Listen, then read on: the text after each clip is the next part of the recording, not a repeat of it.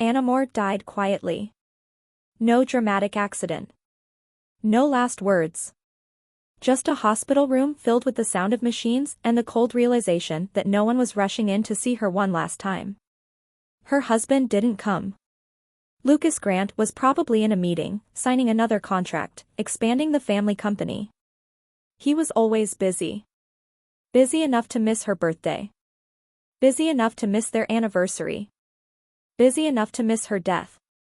Anna lay there, staring at the white ceiling, thinking how strange it was that after 5 years of marriage, she still felt like a guest in her own life. If I could do it again, she thought weakly, I would never beg for love. The machines flatlined. Darkness swallowed her whole. When Anna opened her eyes again, the first thing she saw was red. Red silk curtains. Red flowers. Red decorations everywhere. Her heart slammed hard against her chest. This wasn't the hospital. She sat up abruptly and saw herself in a white wedding dress, hands folded nervously in her lap. The mirror across the room reflected a younger face, softer, less tired, eyes not yet dulled by disappointment. No, this isn't possible, she whispered. A memory hit her all at once. Today was the day she married Lucas Grant. 3 years ago. Her breathing turned shallow. She rushed to the mirror, touching her face, her hair, her body. No foremarks. No pain. No weakness. She was alive. Reborn. Before she could process more, the door opened. Anna, it's time, said a maid gently. The guests are waiting. Guests. The Grant family. Her stomach twisted. In her first life, this wedding had been the start of everything falling apart. She remembered standing beside Lucas, smiling while knowing his heart was elsewhere. He didn't love her. He married her because his parents wanted stability, not romance. And she married him because she thought love could grow. How stupid I was, Anna thought bitterly. The wedding ceremony passed like a dream. Lucas stood tall and handsome beside her, face calm, distant, eyes never lingering on her for more than a second. When he said "I do," it sounded like he was signing a contract. Just like before. The real nightmare began at the wedding dinner. The Grant family sat together at the long table in their private hall. Lucas's parents were at the center. His mother, Helen Grant, looked elegant but sharp-eyed. His father, Robert Grant, sat quietly, observing everything. His younger sister, Emily Grant, glanced at Anna with open curiosity and mild dislike. Anna sat beside Lucas, hands clenched under the table. She told herself to stay calm. This time, I'll endure. I'll protect myself. I won't expect anything. Helen Grant smiled politely and raised her glass. Anna, welcome to the Grant family. I hope you understand your role as Lucas's wife. Anna lowered her eyes obediently, just like last time. But inside, something snapped. My role? Her mind screamed. To be invisible? To be convenient? To be ignored until I die alone in a hospital room? The moment that thought formed. Ignored until she dies alone in a hospital room. The voice echoed clearly in the dining hall. Everyone froze. Forks stopped midair. Conversations died instantly. Anna's blood turned to ice. She didn't speak. Her lips were closed. But that voice, her voice, had filled the room. Emily's eyes widened. Who said that? Lucas frowned sharply and looked at Anna. What did you say? Anna shook her head in panic. I didn't say anything. Helen Grant's smile disappeared. Then where did that voice come from? Anna's heart pounded so hard it hurt. This can't be happening. Before she could stop herself, another thought slipped out. They're all staring at me like I'm a liar, just like last time. No one ever believed me in this family. No one ever believed her in this family. Dead silence. Robert Grant slowly put down his chopsticks. Emily's face went pale. Mom. Dad, you heard that too, right? Lucas stood up abruptly, chair scraping loudly against the floor. His eyes were dark, unreadable, fixed on Anna like she was something unfamiliar. "Anna," he said slowly, "explain." Tears filled her eyes. She wanted to scream, to deny it, to disappear. But inside her mind, fear and pain tangled together. "I died married to him. 5 years of coldness. 5 years of pretending. I never mattered." The words rang out, clear and cruel. "I never mattered." Helen Grant's hand trembled. For the first time, the Grant family looked at Anna, not as a quiet daughter-in-law, not as a background figure, but as someone whose heart had been bleeding silently. Anna covered her mouth, shaking. She finally understood. In this reborn life, her inner thoughts could be heard. And there was no hiding anymore. Lucas stared at her, something breaking in his eyes. The dinner that was meant to celebrate a marriage turned into the moment everything began to unravel. And Anna realized. This time, the truth would not stay buried. The wedding dinner ended early. No one said it out loud, but the celebration was ruined. The Grant family left the private hall one by one, their expressions stiff and unsettled. The laughter and toasts that should have followed a wedding night never came. The red decorations suddenly felt ironic, too bright for something so cold. Anna sat frozen in her seat long after everyone stood up. Her hands were shaking. "What have I done?" she thought in panic. "I didn't mean to say any of that. I didn't mean for them to hear it." She didn't mean for them to hear it. Emily stopped walking. She turned around slowly, eyes wide. "Brother," she whispered to Lucas, "it's happening again." Lucas's jaw tightened. He looked at Anna like she was a puzzle he didn't want to solve. "Come home," he said shortly. Not gently. Not cruelly. Just distant. The car ride was silent. Anna sat in the back seat, staring out the window at the passing city lights. This drive felt familiar, too familiar. In her first life, this was the same silence that followed her everywhere. No arguments, no comfort, just emptiness. At least before, my thoughts were mine alone. At least before, her thoughts were hers alone. The driver's hands twitched on the steering wheel. Lucas finally spoke. "Stop thinking."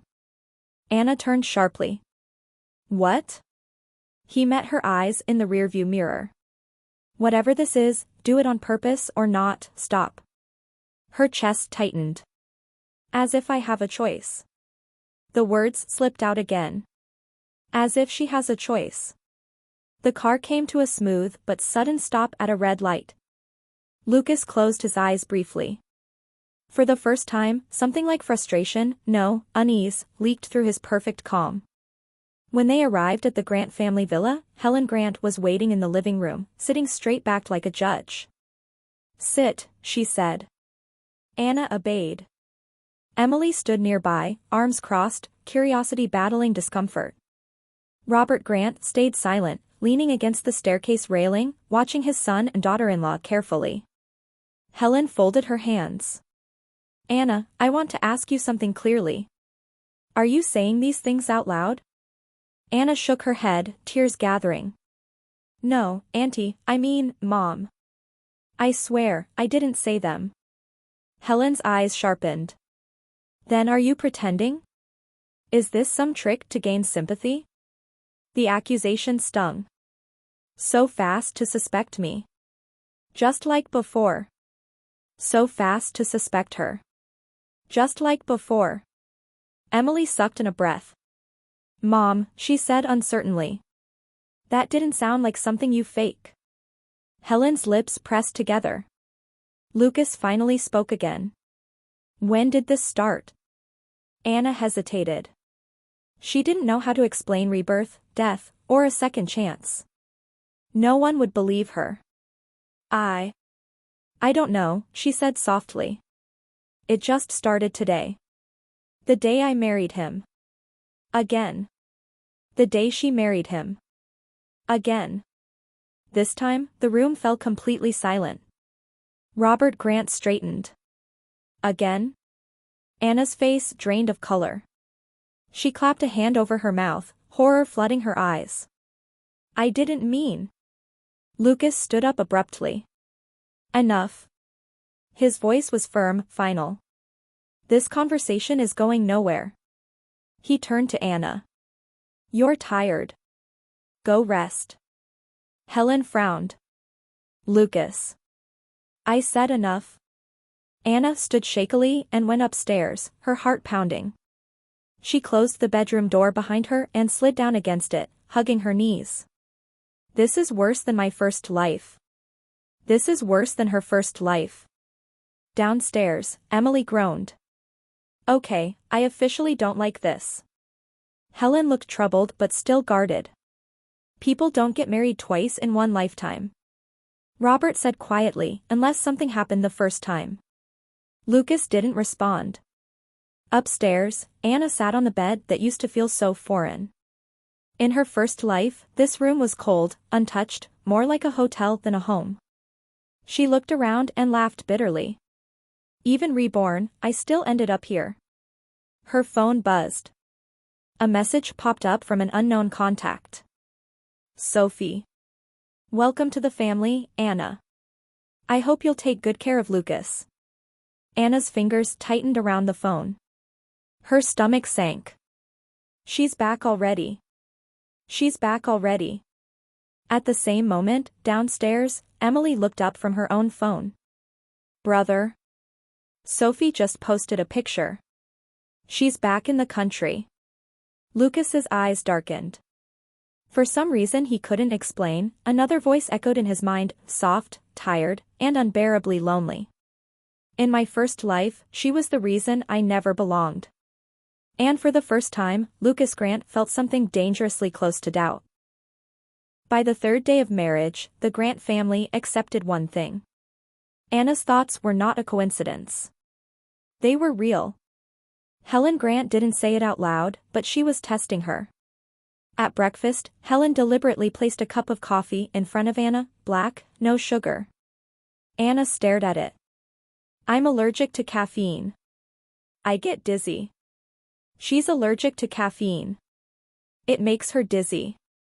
The spoon slipped from Helen's hand and clinked loudly against the plate. Emily's mouth fell open. Mom, is that true? Helen's face stiffened. Why didn't you ever say anything? Anna lowered her head. I didn't want to cause trouble. Because no one ever cared enough to remember. The words echoed softly. No one spoke for a long time. Lucas watched her from across the table, something heavy settling in his chest. He suddenly remembered how often she'd quietly left gatherings early, how pale she sometimes looked, how she never complained. Had she really been enduring all of it in silence?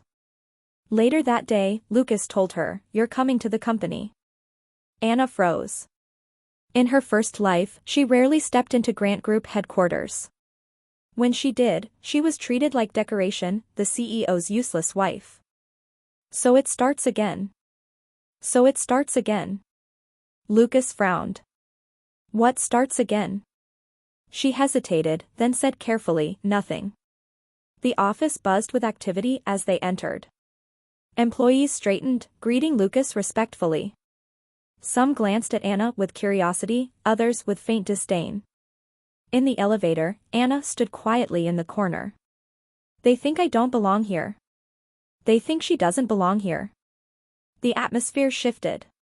Lucas looked at the people around them, his employees, his management team.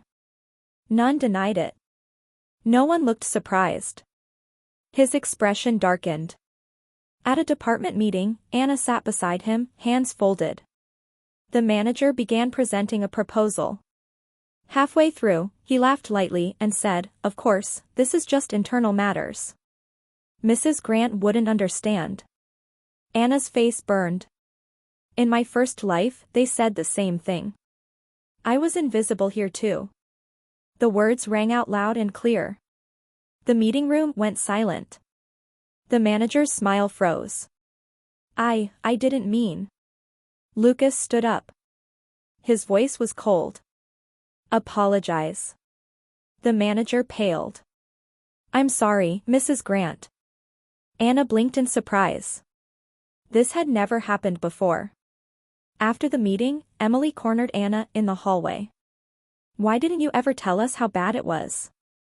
Anna gave a small, tired smile. Would you have believed me? Emily didn't answer. That evening, Sophie Lynn arrived at the villa. She wore a soft white dress, looking elegant and gentle, exactly the kind of woman elders liked. Helen's expression immediately softened. Sophie, you've lost weight, Helen said warmly. Anna stood at the staircase, watching. She always gets that look. Like she belongs. Like she belongs. Sophie turned, eyes meeting Anna's. She smiled. Anna, I heard you haven't been feeling well. I was worried. Liar. The word slipped out. Liar. The room froze.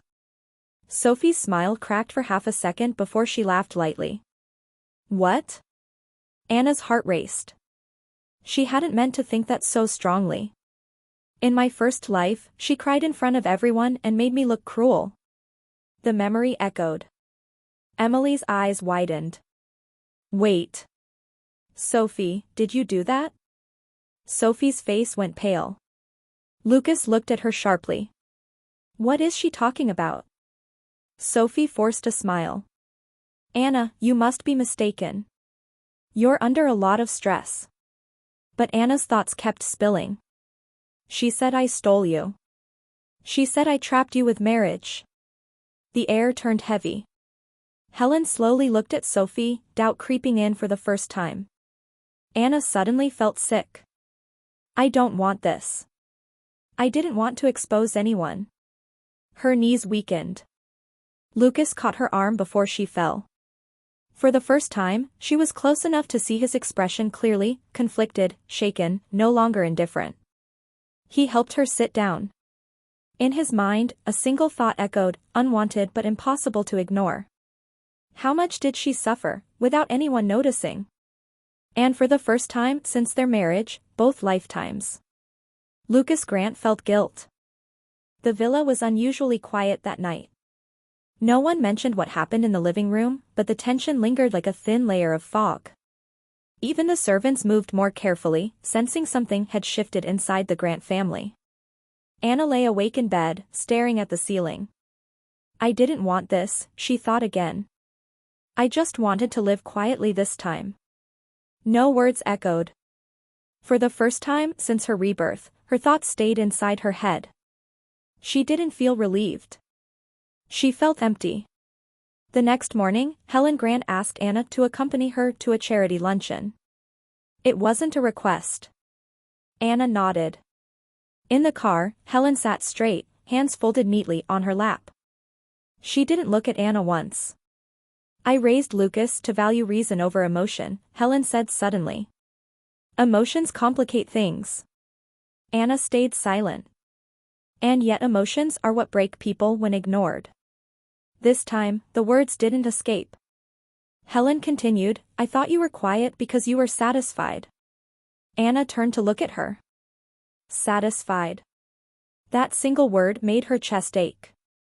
I was quiet because I was tired. Because she was tired. Helen's breath hitched. The car slowed slightly. Anna's eyes widened. She hadn't meant to let that slip.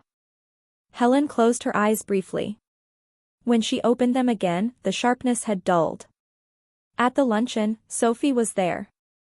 Of course she was. She approached Helen warmly, taking her arm. Auntie Helen, it's been so long. Anna stood half a step behind, invisible again. She always knows where to stand. She always knows where to stand.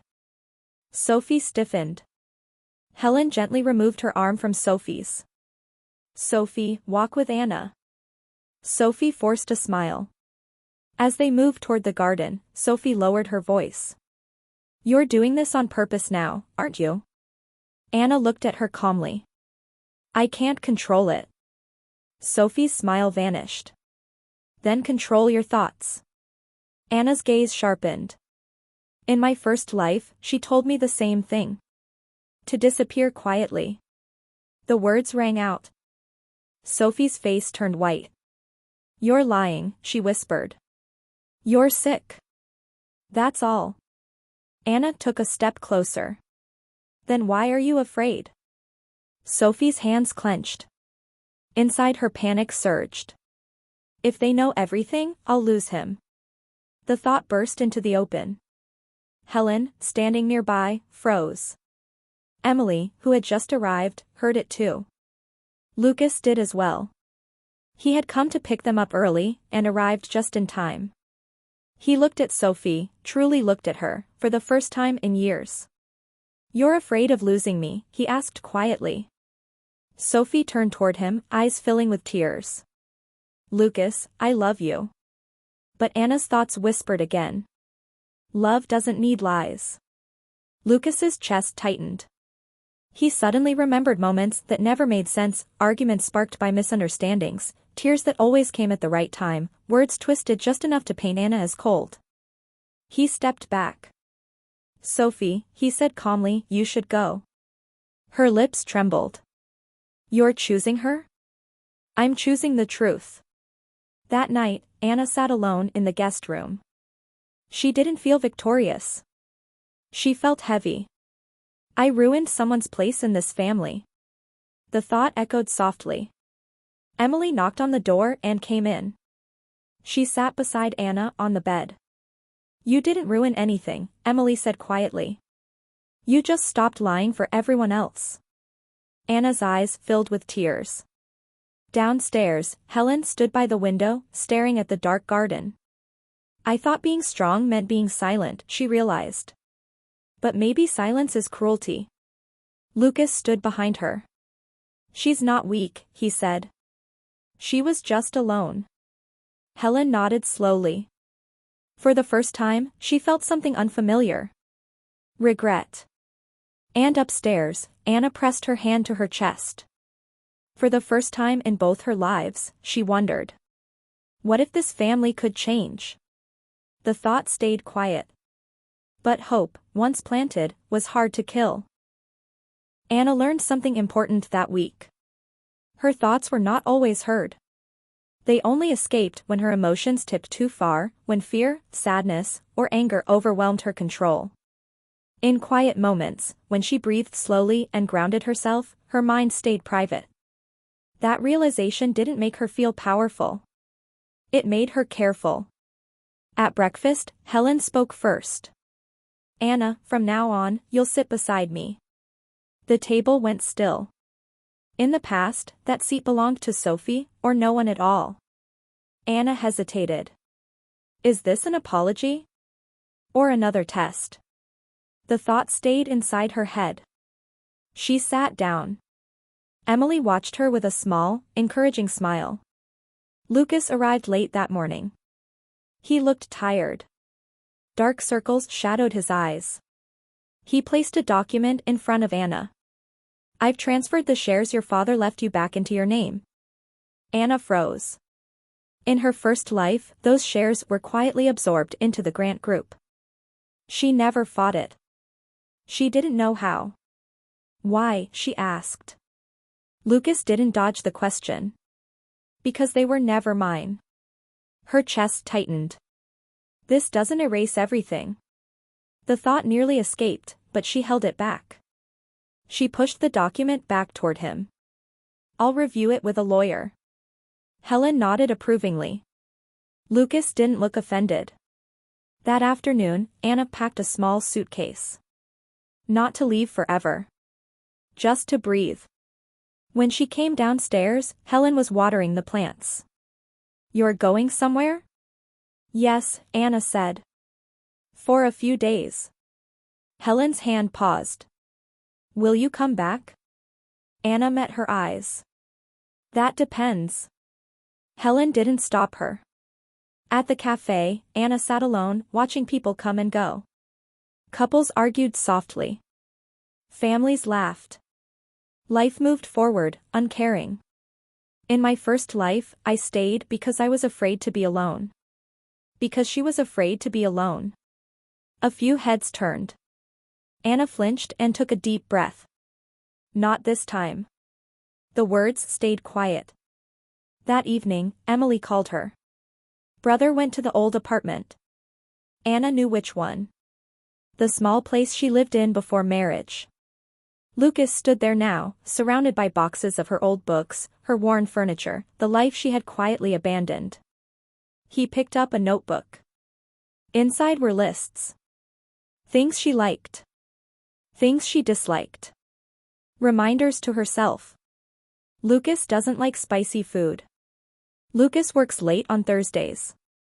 Don't call him if it's not important. His chest tightened painfully. For the first time, he understood. This wasn't love that failed. It was love that never had space to exist. That night, Anna returned to the villa. She found Lucas waiting in the living room. I'm not asking you to forgive me, he said. I'm asking for a chance to change.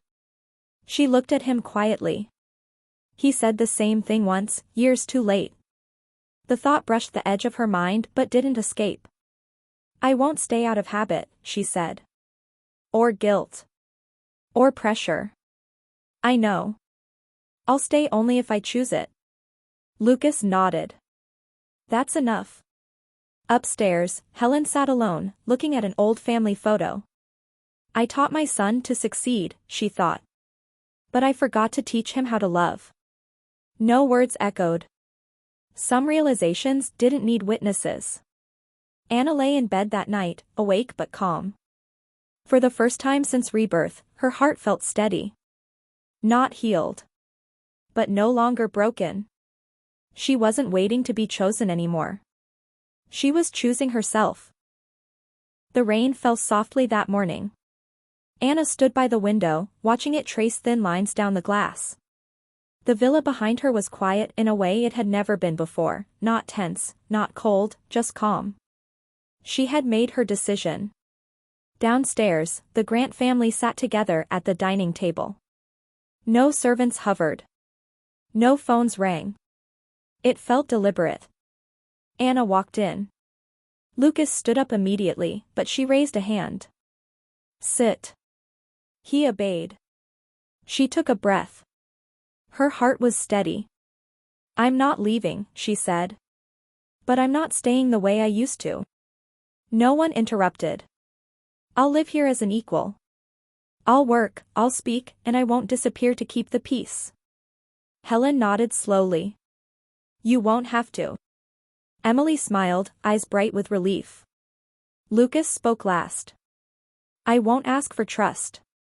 I'll earn it. Anna looked at him for a long moment, then nodded once. That afternoon, the villa changed. Not overnight, but visibly. A small study was cleared for Anna. Her name was added to internal company emails. Her preferences appeared in the kitchen without explanation. No one announced these changes. They just happened. Weeks passed. Lucas came home earlier. Not every day, but often enough to matter. He listened more than he spoke. When he failed, he apologized without defending himself. One evening, Anna stood beside him on the balcony. This is different, she thought. The words hovered, heavy with emotion. This is different. Lucas turned to her, startled. She laughed softly. Looks like I still can't hide everything. He shook his head. I don't want you to. She leaned against the railing. I was unloved not because I wasn't enough, but because no one knew how to love me. The thought rang out, clear and calm. Everyone in the living room heard it. Helen closed her eyes, tears slipping down her cheeks. Emily smiled openly. Lucas reached for Anna's hand. For the record, he said quietly, I'm learning. Anna squeezed his fingers. The power faded after that. Days passed without her thoughts escaping. Then weeks. Life settled. One afternoon, Anna visited the hospital, the same one where she had died in her first life. She stood in the hallway, breathing steadily. I'm alive. The thought stayed silent. She smiled. That night, she lay beside Lucas, not touching, but comfortable. I used to think rebirth was about fixing mistakes, she said. Lucas turned toward her. It's not, she continued. It's about choosing yourself, even when no one else does. He nodded. Thank you, for choosing to stay. Anna closed her eyes. This time, I am seen. The thought surfaced gently, once, and for the last time. And it was heard not as pain, but as peace.